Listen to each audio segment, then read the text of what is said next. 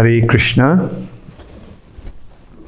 I hope all of you are happily situated wherever you are in your lockdown condition, and I'm sure you all are taking advantage of this very wonderful opportunity to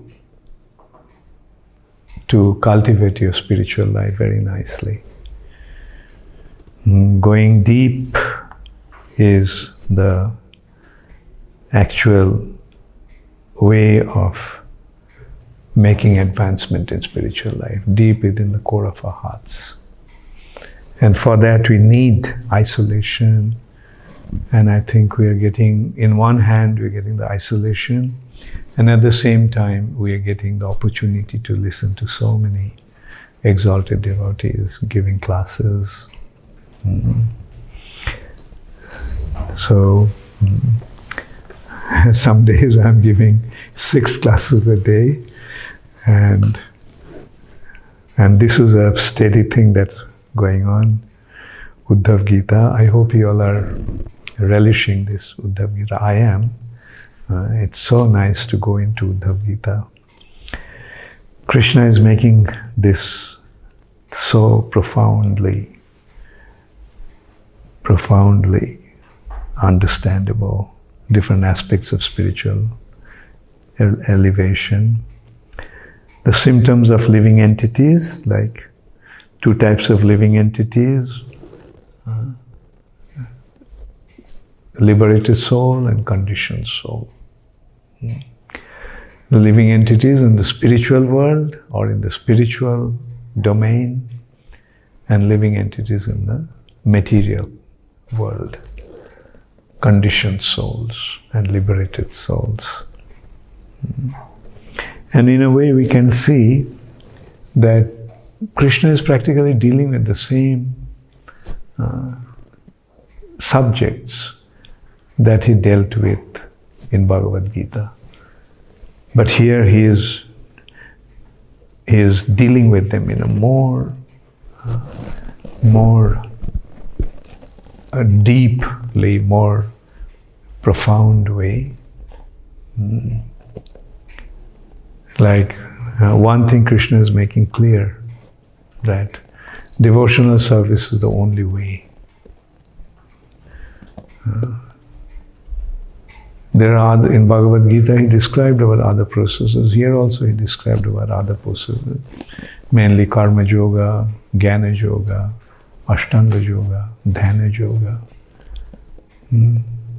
But ultimately it is, they are not going to develop, they are not going to provide us with the real fruits of devotional service, real fruits of our spiritual endeavor. Many a times I discussed that liberation can be of 2 kinds. Yes, this material nature is a place of suffering, and it's illusory. Sometimes someone asks, then why Krishna makes us forget about our suffering condition? Like, why Krishna doesn't make it clear that he is suffering, and the remembrance of sufferings are not there. And the thing is, because we wanted to come here and enjoy. Krishna didn't want us to come here. Since we wanted to come here and enjoy, Krishna is providing us with the opportunity. Come, see whether you can enjoy. Try, give it a good try. See if you can enjoy. And it's not possible to enjoy without Krishna. To become separated from Krishna is the most painful and distressful and suffering condition.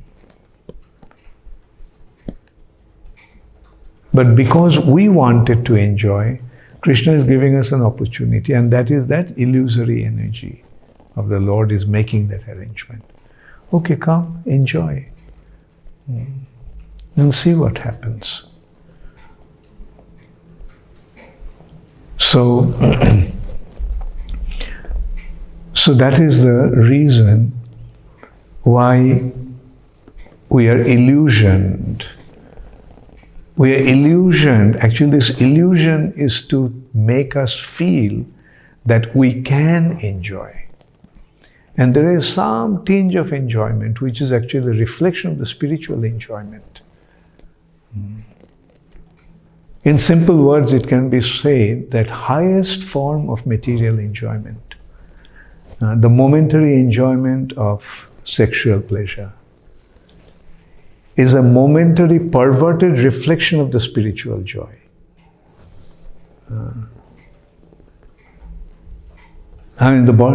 In simple words, that is the state of affairs in the material nature. Otherwise, all suffering, it's suffering, it's suffering. But the suffering appears to be enjoyment. The perverted reflection, the reflection, the substance is not there. Like if we are hungry, then we need food. I mean, if there is a nice plate of food reflected in a mirror, can we ever quench can we ever satisfy our hunger? Looking at that. Now that is what material nature is like. There's a big mirror. It's a big mirror, and in that mirror there is a reflection. We are seeing a table full of so many beautiful, delicious food stuff. And we are hungry, so what we are doing, we are just trying. No condition, you are trying to get the food out of that reflection in the mirror. Can you ever possibly get it? And that's what the material existence is like.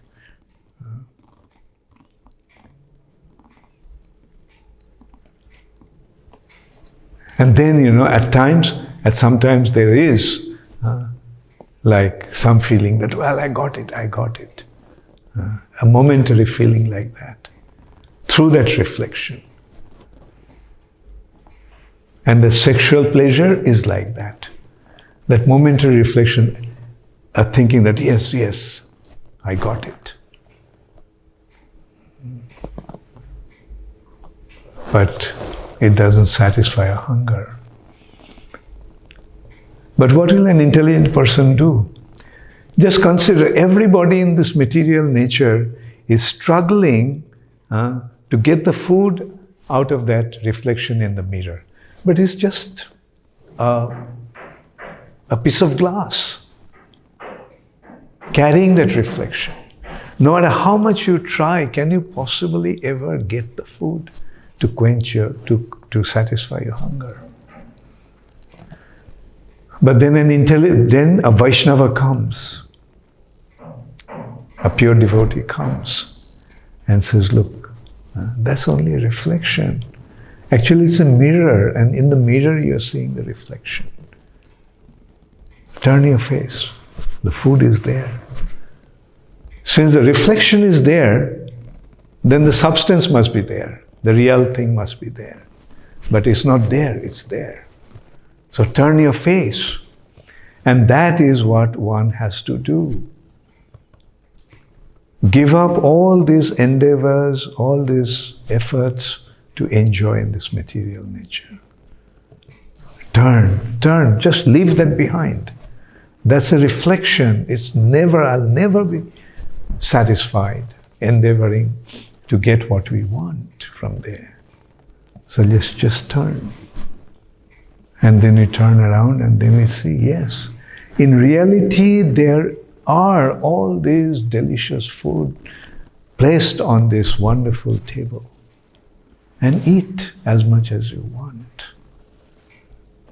And that's the difference between material life and spiritual life. Ujjain means to consider that mirror to be reality, the reflection in the mirror to be the reality. That is Ujjain, ignorance. And knowledge is to see where the real food is. So this is the bottom line. But Krishna is making us, time and time again, Krishna is just hammering us with giving all kinds of reasoning to make us understand, yes, this is it, this is it, this is it. And in Uddhava Gita, Krishna makes it very clear. Give up all your attachments to material enjoyment. Now, does it matter? Does it mean that we give up our relationships with those who are around us? No. Those who are around us, they are also in the same boat as I am. So with all of them, let's turn towards that direction. That is what Krishna consciousness is. Not my liberation, not my individual liberation, not my individual entrance into the spiritual world, not my individually becoming engaged in Krishna's service. I want to take everybody else with me. And the devotee's attitude is that let me help others to go. Whether I go back or not doesn't matter. Let me help others to go back. And actually that's what pleases Krishna the most. That's what Krishna said in Bhagavad Gita. That those who preach Krishna consciousness, they are dearest to me. Because they don't care for their personal benefit. Why you are suffering? Go back, go back. And so he is here and he is involved, but what he is doing? Telling everybody about the reality. That this is a reflection, that is the reality. Here you will never get what you want, and there everything is waiting for you. That's the difference. So why waste your time in here? Just go there, everything will get there, everything that you want. That place is full of desire trees.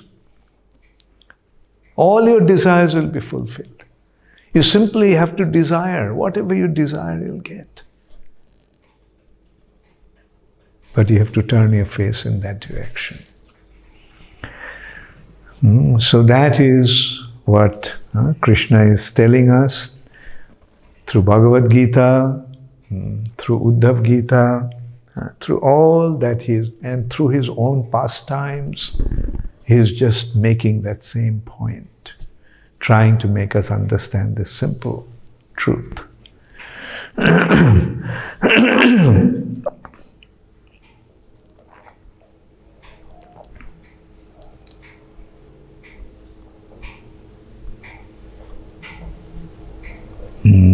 So now I go to text 14. I think yesterday we did up to 13, yeah? So we go to text 14. Translation. A person is considered to be completely liberated from the gross and subtle material bodies when all the functions of his vital energy, senses, mind and intelligence are performed without material desire. So simple. Simply Krishna is making that point. A person is considered to be completely liberated from the gross and subtle material bodies. Why gross and subtle material bodies? Because these are the two bondage. With these two bodies we are tied down to this material nature.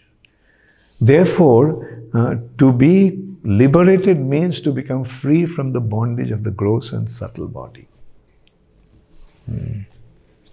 When all the functions of his vital energy, senses, mind and intelligence are performed without material desire. So, anything pertaining to the body, senses, mind, intelligence, these are all the parts of or functions of these two bodies. Senses are the activities of the gross body. Mind and intelligence, the function of the subtle body. So all the functions of these vital energy, senses, mind and intelligence are performed without material desire. So, without material desire, how can anyone be without desire? But as Krishna is pointing out, without material desire. Then what does it mean? Without material desire means they're functioning for spiritual desire. Such a person, although situated within the body, is not entangled. That person, although he is situated in the body, within the body, he is not entangled in the material nature. That stage is called Jivan Mukta stage or Sarup Siddhi. Iha yasya harer dasye karmana manasha gira nikhilasyapi avasthasu Jivan Mukta sa uchyate. Jivan Mukta means he is within this body, he is in this body, but he is liberated. This body, gross and subtle body, is not binding him down because his soul has become free from the bondage, being engaged in the service of Krishna. Sometimes, for no apparent reason, one's body is attacked by cruel people or violent animals. At other times and in other places, one will suddenly be offered great respect and worship. One who becomes neither angry when attacked nor satisfied when worshipped is actually intelligent. So, that is a state in the mode of goodness. In the mode of goodness, one is not affected. In the mode of passion, he becomes affected. Like, this example I gave also earlier, like how one acts in different modes. A person, while crossing the road, gets hit by a person riding on a bicycle. And one person just gets hit and he starts crying and crying. Another person, after being hit, he just gets up and starts to beat up that cyclist. Another person, he gets hit by the cyclist, gets up and says, "It's all right, it was my fault actually. I should have checked before crossing the road." So the first one is mode of ignorance. Second one is mode of passion. Third one is mode of goodness. So that's what Krishna is saying. He is not angry when he is subjected to suffering by anybody. Nor is he elated when somebody honors him and worships him. That's the mode of goodness. Like, he's not affected. He knows that is the intelligence, proper intelligence. He knows it's all happening by karma. Somewhere in the past I may have done something, that's why this guy came and hit me. Somewhere in the past I must have done something that this person is glorifying me. It's all prakriti kriyamanani gunai karmani sarvasa. I am not affected by that. Sukhecha vigata spriha dukkheshu anudbigna mana. In happiness, he is not attached. And in distress, he is unperturbed. So that is real intelligence. A saintly sage sees the equal vision. A saintly sage sees with equal vision and therefore is not affected by that which is materially good or bad. Indeed, although he observes others performing good and bad work and speaking properly and improperly, the sage does not praise or criticize anyone. So he doesn't become affected by how others are also acting. Somebody is acting nicely, somebody is not acting nicely. He stays aloof. Of course, when it's necessary, he gives proper advice. He tells him, don't act in a wrong way, act in a right way. These are the qualities of equal vision, because the sage sees with equal vision.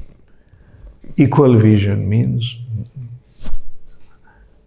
na sochati na kankshati sama sarvesu bhuteshu mad bhakting labhate param.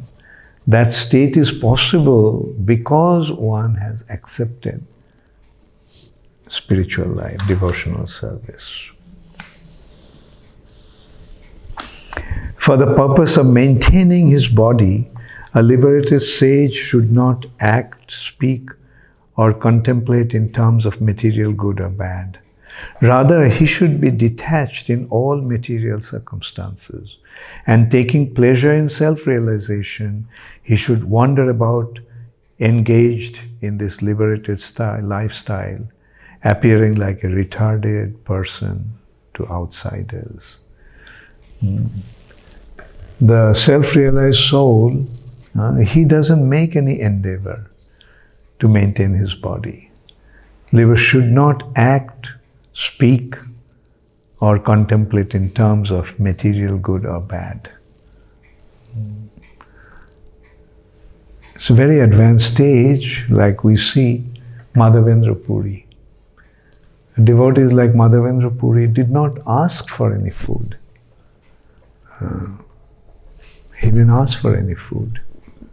He didn't act in order to get food. If it came, well and good. If it didn't come, fine. So that is the state a very advanced devotee is in. Rather, he should be detached in all material circumstances and taking pleasure in self-realization. He should wander about, engaged in this liberated lifestyle.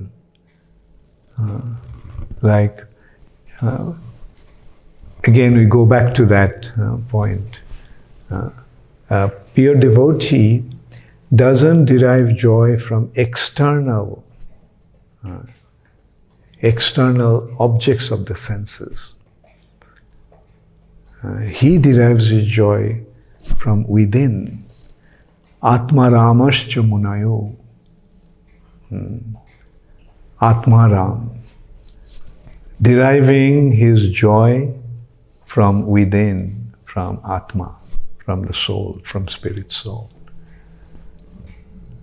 Spirit soul means derives his joy through his spiritual connection with Krishna.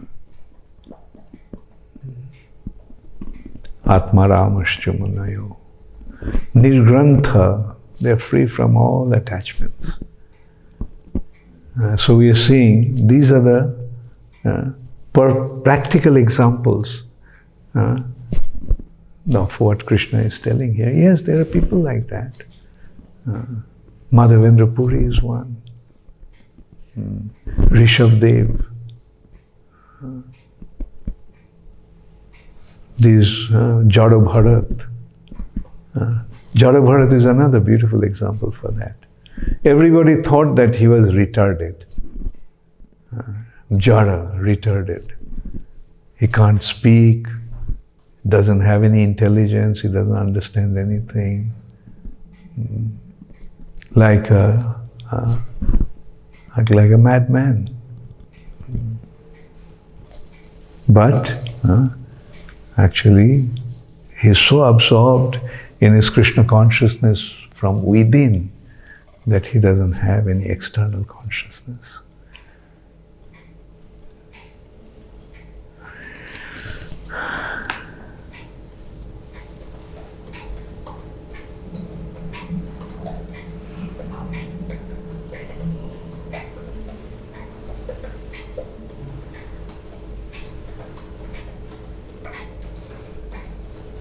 Thank you. All glories to Srila Prabhupada. So yesterday's, let's see, quiz contest results. 118 participants, 98 Indians and 20 outside. Okay. Oh, there are 5 in third position with 89% accuracy. Let's see. Shankarshan Krishnadas, Mauritius. Ranjit Krishnadas, West Bengal. Ishwari Radhika Dasi, West Bengal. Dia, Mauritius. Radhika Biani, Sikar. Then, with 93% accuracy, in second position, this time only one person, with 93% accuracy, that is Mukta Purush Das from Surat. And with 96% accuracy, in first position, also just one devotee, Satvik Saraf from Surat. Very good. Thank you. Satvik is... So, now the question is from Parameshwari Radhika Dasi, Gurugram. Guru Maharaj, as stated in Bhagavad Gita, that what we are doing is sakam karma until we reach the pure devotion. As practitioners, despite having the information about it, we have some expectation from life, and sometimes they manifest in our prayers to Krishna. Are these fruitive activities? Let me see, Parameshwari, your question. That until we come to the pure devotional platform, our activities are sakam karma. As practitioners, despite having the information about it, we have some expectations from life, and sometimes they manifest in our prayers to Krishna. Okay, yes, Parameshwari, Radhika. So, you see, Krishna consciousness or spiritual advancement is a very natural process. It's not artificial thing. It will happen as the spirit soul makes advancement, meaning as the spirit soul becomes attached to Krishna, the detachment to the material nature will happen. So until we develop that attachment to Krishna, then yes, material desires will be there. We will want to do things, especially say, as you're saying, like when you're in householder life, sometimes you desire something and you may pray to Krishna. It's fine. You desire, you get it, but then offer the results to Krishna. That is sakam karma, karma yoga. You are acting with your own purpose, but offering the results to Krishna. So that is fine. And Prabhupada also said, like if you want something, yes, you can ask Krishna. Yes, why not? If you want something, and then leave it up to Krishna. Like a child may ask the parents for something, and then the parents will see if it is good for the child, the parents will give it. But if it's bad for the child, then parents won't give it. So child doesn't know what to want, and he wants whatever he wants. So the child may say, "Daddy, Daddy, give me the toy." And the father says, "Okay, fine, take it." "Daddy, Daddy, give me a rasgulla." Okay. "Daddy, Daddy, give me a cigarette." Then will the daddy give? No. The child may see that the others are smoking cigarette, and he may say, well, I also want a cigarette. But will the parents give that? No. So similarly, leave it, you desire, ask for that to Krishna, and leave it up to Krishna.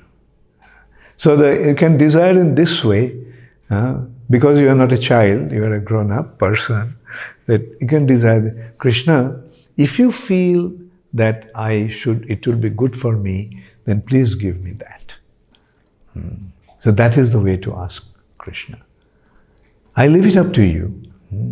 I was wanting, but I leave it up to you. If you feel that I should have it, then please.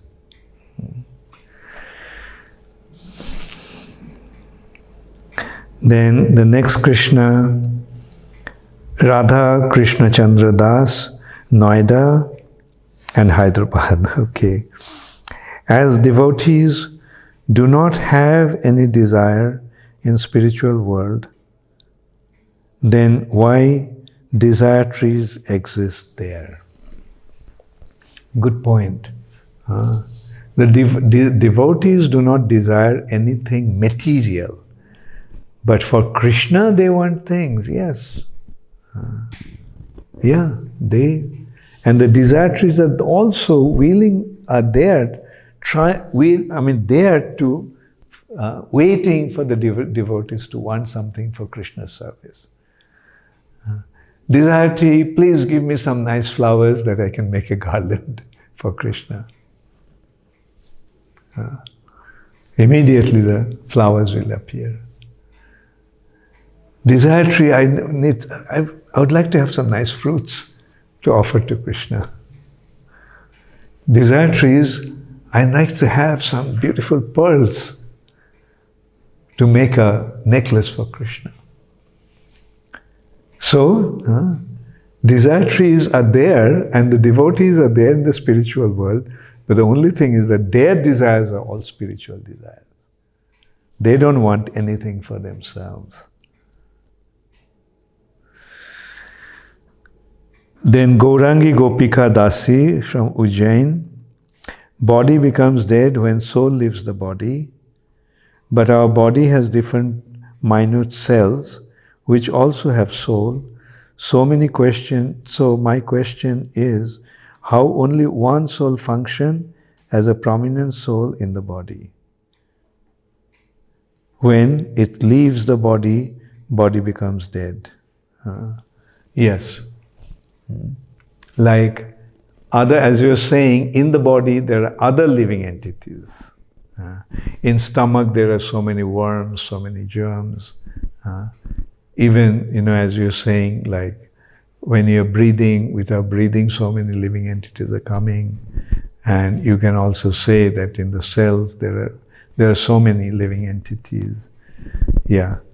They continue to live. But the body, the main body, that was the living entity's body, when that soul leaves, that body dies.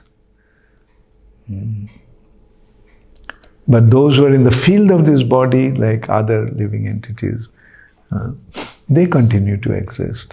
And they have their body, as you were saying, like microbes and small worms and things inside the body. So they have their respective body. And their souls are in those bodies. Say there is a worm in the stomach. That body's identity or existence is not dependent upon this body's existence. So and because he has his own independent body. And when he leaves that body, the body of the worm will die. Okay. So, from Srikari, Hyderabad, Guru Maharaj, I have a question regarding Krishna's pastime that I read recently. Gopis have to cross the river Jamuna. Krishna suggests to tell Mother Jamuna that Krishna is brahmachari and surprisingly Jamuna Devi gives way to them. On their way back, Durvasa Muni suggests to tell Mother Jamuna that Durvasa Muni feeds only on grass and air, but gopis feed him sweet rice.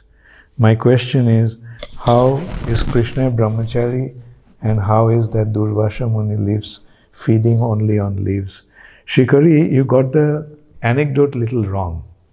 So I don't know where you read it. As you said, you read it recently. It is that's not the correct description of the story. It goes like this. One day Krishna came to the gopis quite late. So gopis were upset. Why were you so late? We had been waiting for you. So Krishna said, you see, I went to see my guru on the other side of Jamuna, and that's why I got late. Oh, your guru is here. Who is your guru? I would like to see them. Yes, you can go. His name is Durvasa. So you go and see him. So then the gopis they got prepared, they took nice sweet rice and sweets and all kinds of things. And then they came to Krishna and said, Krishna, how are you going to cross the river? There's no boat there. Krishna said, okay, so you go and you're going to go to Jamuna and you tell Jamuna, Krishna is a brahmachari.